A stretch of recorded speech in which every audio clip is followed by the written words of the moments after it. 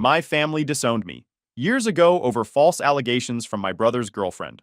Now that the truth came out, they're trying to come back into my life, unaware of the new life and family I've built without them. Hey everyone! Before we jump into today's video, I need your help. We've noticed the channel is losing some traction, and subscribing is one of the best ways you can support us.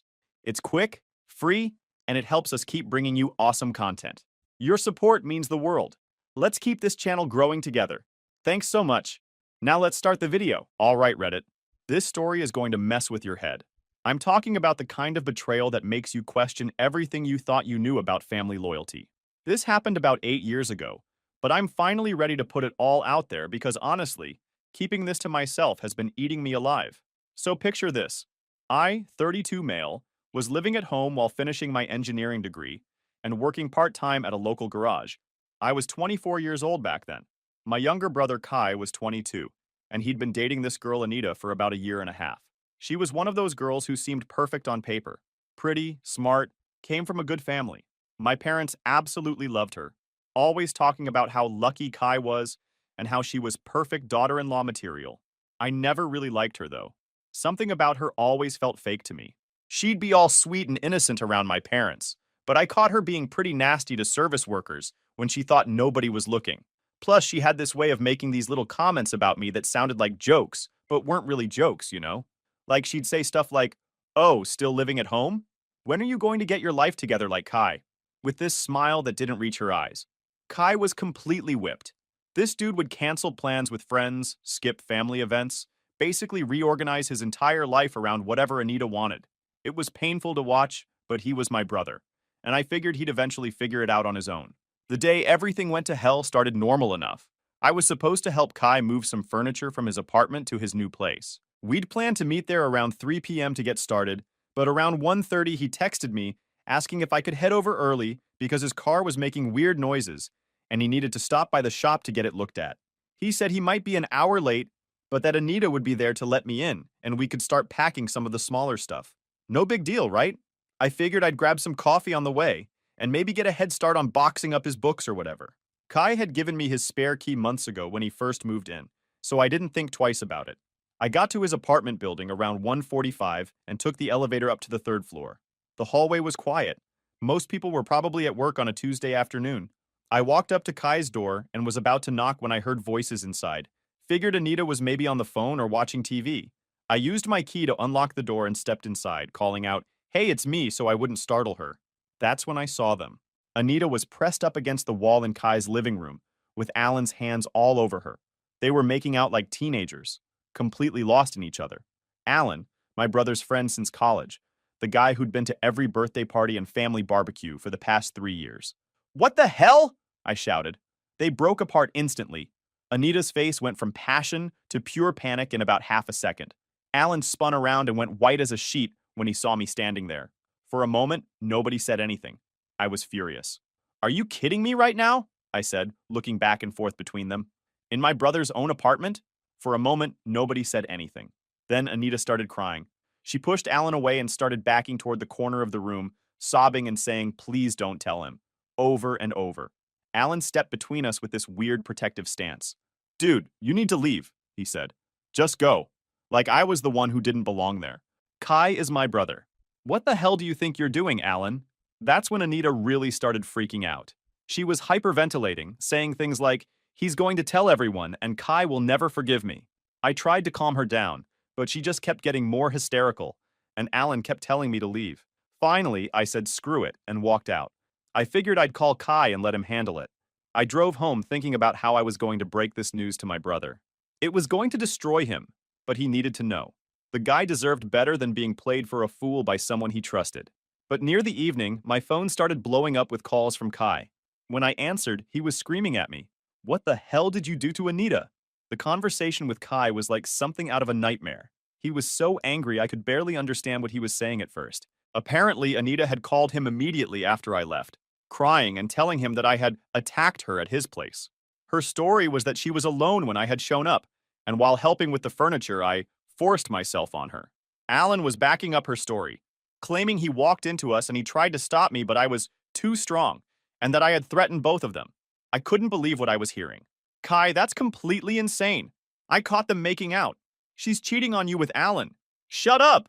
You're a liar, he said. Anita would never cheat on me. She loves me. You're just jealous because you can't get a girl like her. The jealousy angle hit me hard because it was so ridiculous. I'd never been jealous of Kai's relationship. If anything, I'd felt bad for him because I could see how manipulative she was. I tried to explain what I had actually seen, but Kai wasn't having it. He said Anita was talking to the police. The police. I felt like I was in some alternate reality where nothing made sense. Kai, please, you have to listen to me. I'm your brother. Why would I lie about this? Because you've always hated her, he said. You've never been able to stand seeing me happy. Well, congratulations. You might have just destroyed the best thing that ever happened to me. He hung up on me. I sat there, hands shaking, trying to figure out what just happened. 20 minutes ago, I was worried about telling my brother his girlfriend was cheating. Now apparently I was a predator.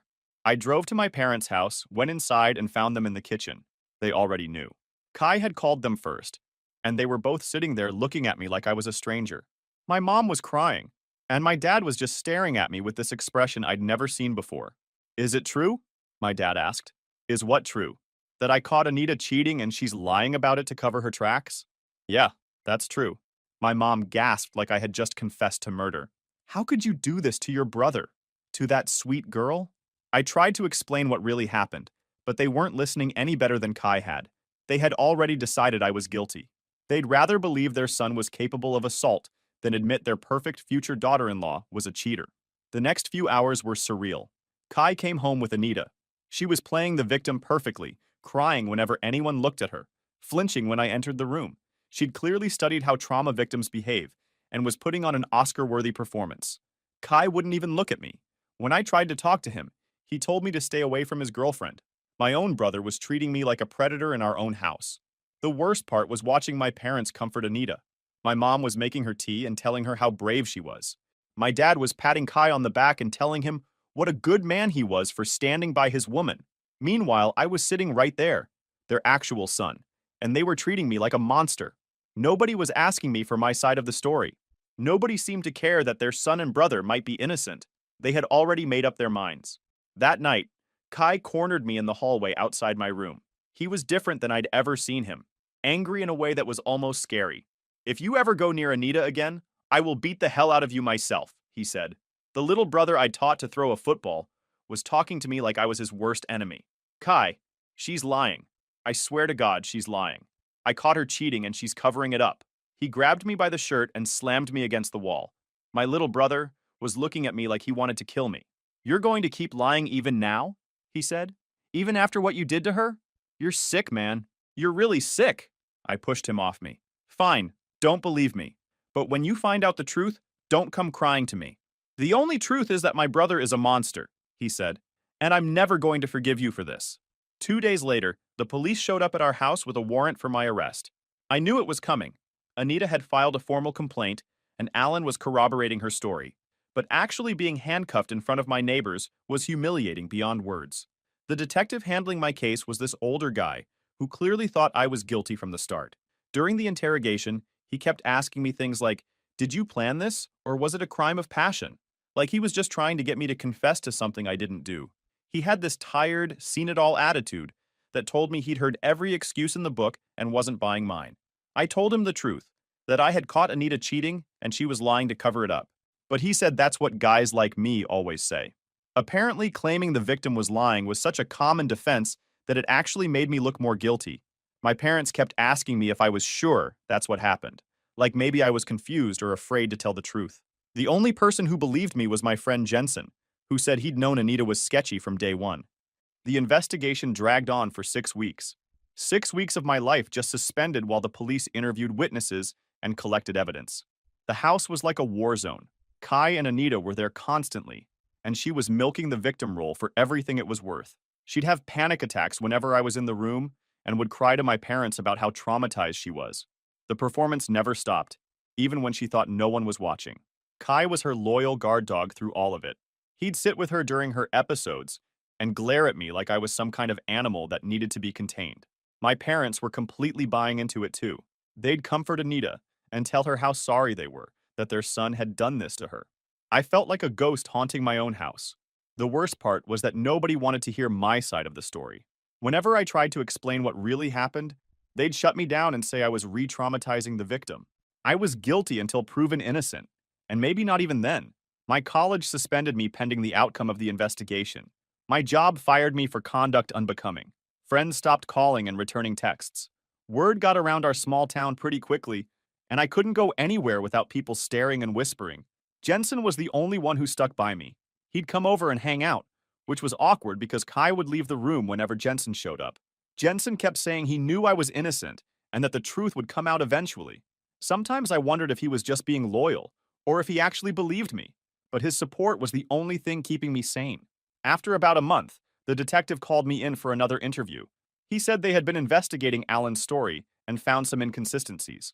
Apparently, Alan had changed his story twice about what exactly he had seen, and his timeline didn't match up with Anita's. When you're lying, it's hard to keep all the details straight, especially under police scrutiny. The detective also told me they had requested Anita's phone records and found some interesting text messages. He wouldn't tell me what they said, but his attitude toward me had definitely changed. He was asking different questions, like whether I had any proof of the affair I claimed to have discovered. Now for my absolute shitty luck, there were no security cameras around Kai's place. I had no proof except for what I saw with my own eyes, which was apparently not enough. 2 weeks later, the charges were dropped. The detective called to tell me that they had found no evidence to support Anita's claims, and several pieces of evidence that contradicted her story. He said they wouldn't be pursuing the case further. The relief I felt was overwhelming, but it was mixed with anger that it had taken 6 weeks to reach the obvious conclusion. You'd think that would be the end of it, but you'd be wrong. My parents' reaction to the charges being dropped was basically, well, just because they can't prove it doesn't mean it didn't happen. They said they were disappointed in the justice system and that they knew what they believed. It was like they were more invested in being right than in their son being innocent. Kai was even worse. He said dropping the charges didn't prove anything.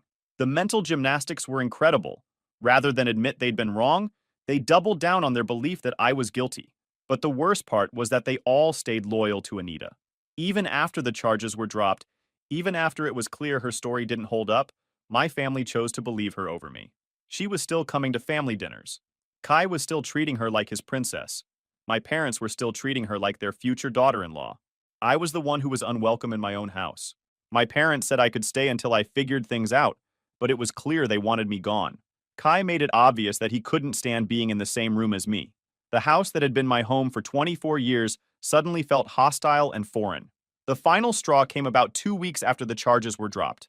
I overheard my parents talking in the kitchen about how they were concerned about having me around and how they needed to think about Anita's comfort. They were literally choosing my brother's lying girlfriend over their own son. The conversation I overheard was brutal. They were discussing whether to ask me to move out permanently because my presence was upsetting to Anita. That night, I packed everything I owned into my car. I left a note saying I was leaving town and not to look for me.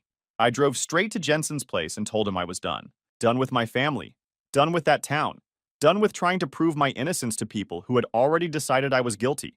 Jensen tried to talk me out of it, said I should stay and fight, but I was finished fighting. Sometimes you have to know when to walk away, even when walking away means losing everything you thought mattered. I knew even if I fought back, the damage was already done, and I had no evidence. I knew I had no place with my family anymore.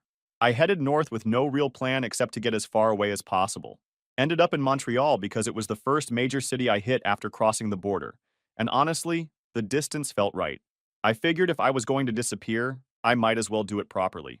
The French signs and different money made it feel like a completely different world, which was exactly what I needed. The first few months were rough as hell. I was living in this tiny studio apartment in a sketchy part of town, working construction jobs that paid cash under the table. My French was garbage, so I mostly worked with other English speakers who were just as desperate for work as I was. The construction crew became like a temporary family. Guys who didn't ask questions about your past and judged you only on whether you could swing a hammer and show up on time. The hardest part was the isolation. For the first time in my life, I didn't have anyone. No family, no childhood friends, no connections at all. Just me in a foreign country, trying to figure out how to rebuild my entire existence from scratch. Some nights I'd sit in that tiny apartment eating ramen and wondering if I'd made the biggest mistake of my life. The work was brutal, but therapeutic. There's something about building things with your hands that helps clear your head when everything else is falling apart. I specialized in framing and drywall, work that required focus and precision. The physical exhaustion helped me sleep, and the satisfaction of seeing a building come together piece by piece gave me something to be proud of when everything else felt hopeless. I changed my name legally after about 6 months. It cost me almost everything I had saved, but I needed to shed that old identity completely. Every time I saw my old name on documents, it reminded me of everything that had happened. The new name felt like putting on clean clothes after being covered in mud. Jensen stayed in touch, which probably saved my sanity. He'd call every couple of weeks to check in and eventually started visiting me a few times a year. It was good to have one person from my old life who still believed in me. He'd update me on what was happening back home, though most of it I didn't want to hear. Hearing about my family's life continuing without me was like picking at a scab that wouldn't heal. Apparently, Kai and Anita got more serious after I left. He proposed to her with some elaborate setup in the park where they'd had their first date. My parents were thrilled about it, constantly talking about wedding plans and grandchildren. Kai had gotten a promotion at his job, and they'd settled into domestic life together. From the outside, it looked like the perfect happy ending, except for the son and brother they'd thrown away to make it happen. Jensen never said it directly, but I could tell he thought my family was messed up for choosing Anita over me. He'd make comments about how weird it was that they never asked about me, or seemed concerned about where I'd gone. But he was loyal to me, not them, so he kept those observations to himself mostly. He did mention that some of our mutual friends had started asking questions about my disappearance, but Kai and my parents had just said I'd moved away for work. After about a year, I started getting my life together for real. I enrolled in a college program to finish my engineering degree, using my new identity and Canadian residency status. The transition back to academic life was jarring after months of physical labor, but it felt good to be using my brain again. Made a few friends, nothing deep, but people to grab a drink with or watch hockey games. The work situation improved too. I landed a job with a construction company that specialized in commercial buildings. The pay was decent, and the work was satisfying.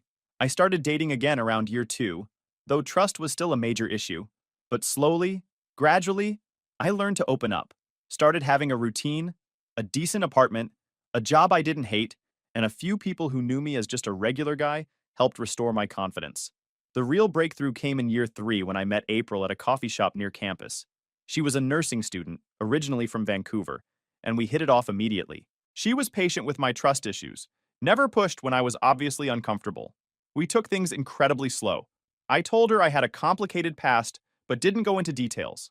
She didn't push for information, which made me trust her even more. By the time I was ready to tell her the whole story, we'd been together for almost a year, and she already knew me well enough to know I wasn't capable of what I'd been accused of. April changed everything for me. She helped me remember who I was before everything got destroyed. Her family background was completely different from mine. She'd grown up in a stable household where parents actually communicated with their kids and worked through problems instead of choosing sides. When she talked about her childhood, it sounded like stories from a different planet. We got serious pretty quickly once I opened up to her. She was the first person besides Jensen who heard the whole story and immediately said, "That's completely insane that your family believed her over you." Having someone validate that it was crazy, that I wasn't overreacting or being dramatic, was huge for my mental health. When April brought me home to Vancouver to meet them, they welcomed me like I'd always been part of their family. Her dad taught me to fish on the Fraser River. Her mom shared family recipes that had been passed down for generations. And nobody questioned my past or made me feel like I had to prove myself. They just accepted that I was important to April, and that was enough for them. April's parents had been married for 30 years and still acted like they genuinely enjoyed each other's company. After about 2 years together, April got pregnant. Twins, which was both terrifying and amazing. We were having a boy and a girl, and I remember thinking that these kids would never know the pain of being abandoned by their family. When the kids were born, everything clicked into place. Holding my son and daughter for the first time, I knew I would literally die before letting anyone hurt them the way I had been hurt. These kids were going to grow up knowing their father would always believe them, always support them, always be on their side. The kids are 4 now, and they're everything to me. April's family stepped up in ways that blew my mind. Her parents moved to Montreal to be closer to the grandkids, taking early retirement to help us with childcare. Her dad helped me buy a house in a good neighborhood with decent schools, co-signing the mortgage when my credit history wasn't quite strong enough. Her mom basically moved in for the first month after the twins were born, doing laundry, cooking meals, and teaching April and me how to handle 2 babies at once. I got promoted to project manager at the construction company, which came with better pay and more flexible hours. The promotion meant I could spend more time with the kids while still advancing my career. April finished her nursing degree and got a job at the children's hospital, which was perfect because she could relate to what the families were going through. We were actually living a dream. Good jobs, nice house, healthy kids, supportive extended family. The kids grew up thinking they had one set of grandparents, and that was normal. I told April's parents the truth about my family, and they made it clear that as far as they were concerned, I was their son now. They took their grandparent duties seriously, showing up for every birthday party, school play, and soccer game. My kids called them Grandma and Grandpa and got spoiled rotten just like any other grandchildren. Jensen kept visiting, usually twice a year, and became like an uncle to the kids. They loved him, and he loved being able to spoil them and then give them back to us when they got cranky. He'd still update me on what was happening back home, though by now I mostly didn't want to know. Kai and Anita had gotten married in this big, expensive wedding that my parents had apparently paid for. They'd bought a house 3 streets over from where we grew up, close enough to my parents that Anita could continue her perfect daughter-in-law act. Kai was working at the same engineering firm where my dad had worked before retiring. It was like they were living the life I was supposed to have, with the woman who had destroyed my chance at having it. Jensen said my parents still never mentioned me or asked how I was doing. It was like I had never existed. They'd created this alternate reality where their son was Kai and their daughter-in-law was Anita, and I was just erased from the family history. Honestly, by that point, it didn't hurt as much as it used to. I had a family that actually cared about me. Kids who thought I was a hero for being able to fix their broken toys and make pancakes on Saturday mornings, and a life built on truth instead of lies. 8 years after everything fell apart, and 5 years of peaceful family life with April and the twins, the universe decided to test me again. It was a Saturday morning, and I was helping my son with his math homework while my daughter and April were at the grocery store. Just a normal weekend morning. The doorbell rang, and I figured it was probably a neighbor or delivery guy. My son ran to answer it before I could stop him. I heard him talking to someone but couldn't make out what was being said. Then he came running back looking confused. "Dad, there's an old man at the door who says he's your father." My stomach dropped. I walked to the front door, and there was my father, standing on my porch in Canada, looking older and more tired than I remembered, but definitely him. He was wearing a winter coat that looked expensive, but hung loose on his frame, like he'd lost weight recently. For a moment, I thought I was hallucinating. This man who had disowned me 8 years ago was somehow standing at my door like something out of a nightmare. "Hello, son," he said quietly. His voice was the same, but there was something broken in it. I slammed that door so hard the whole frame shook. All those old feelings of betrayal and anger came flooding back like it had happened yesterday. My hands were shaking, and I could hear my heart pounding in my ears. My dad kept knocking and calling my name, my old name, which sounded foreign after all these years. "Please, son, open that door and let me talk to you. I know you're angry, but please let me explain." The desperation in his voice was something I'd never heard before. But then April got home with our daughter, and she was asking who was that man at the door. I explained the situation as simply as I could. April had heard the whole story, obviously, but she'd never expected to actually meet any of my family. She was furious on my behalf, but she told me to take my time and see what he wanted while she'd keep the kids busy. She took them to their rooms and gave me space to deal with whatever this was. Then I opened the door and let my father in. He looked around the house, taking in the family photos on the walls, the kids' artwork on the refrigerator, the obvious signs of a happy family life. There were pictures of birthday parties, family vacations, school events, years of memories that he'd never been part of. "You've done well for yourself," he said, and there was genuine admiration in his voice. "No thanks to you," I replied. "What do you want?" He sat down heavily on my couch and suddenly looked every one of his 73 years. His hair had gone completely gray, and there were lines around his eyes that hadn't been there before. "I need to tell you something. Something we discovered last month." What my father told me next was both vindicating and infuriating at the same time. Apparently, Kai and Anita's marriage wasn't the fairy tale everyone thought it was. About 6 months ago, Kai had started noticing some weird behavior from Anita, being secretive with her phone, making excuses to go out alone, staying late at work for projects that never seemed to materialize. Kai decided to do some detective work before confronting her. He followed Anita one evening when she said she was going to her book club, only to see her car parked outside a restaurant downtown. He waited in his car for 3 hours until she came out with Alan, but he didn't confront them immediately. Instead, he started paying attention to everything: her schedule, her excuses, her behavior when she thought he wasn't watching. He started documenting the affair. He followed them for weeks, getting photos and video evidence of their relationship. Turns out she was still having an affair with Alan, who was now married with kids of his own. They'd been meeting at hotels, at Alan's office after hours. The affair had never really ended. They'd just gotten better at hiding it. But here's the part that made my blood boil. They'd been carrying on this affair for years. Not months, years. It had been going on since before I caught them the first time and continued through their entire marriage. Qley found credit card records showing regular hotel visits throughout their marriage, plus evidence that they'd been meeting even before the wedding. She'd been living a double life for basically their entire relationship. He'd also discovered text messages between them. What was in those messages was devastating. They'd been planning their future together, talking about leaving their respective spouses, even discussing what they'd do if anyone found out about their history. The kicker? During their marriage, Alan had gotten her pregnant, and she'd had an abortion without telling Qley, terrified it might not be his. The messages showed them laughing about how clueless Qley was and how easy it had been to fool everyone. In those messages, Anita was also terrified about the family finding out the truth about everything they had done. She was paranoid that I would somehow prove my innocence and expose their lies. They'd even discussed what they'd do if I ever came back and tried to tell people what really happened. When Qley finally confronted her with all the evidence, she broke down and confessed everything. She admitted that she and Alan had been involved before Qley, that they'd never really stopped seeing each other, and that when I caught them that day years ago, she panicked and made up the assault story to cover her tracks. She broke down completely and admitted to lying about everything. She'd married Qley while still in love with Alan. She'd let my family destroy me to protect her secret.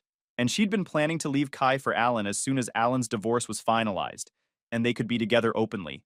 My father had discovered all this when Qley came to him for advice about the divorce.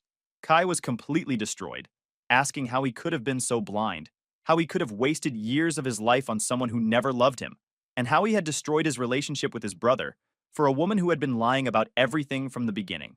Qley is beside himself, my father said. He knows he destroyed his relationship with his brother for a cheater. He wants to call you, to apologize, but he doesn't even know how to find you. He's been asking everyone if they know where you went, but you just disappeared completely. I sat there trying to process all this information. 8 years too late, my family finally knew the truth.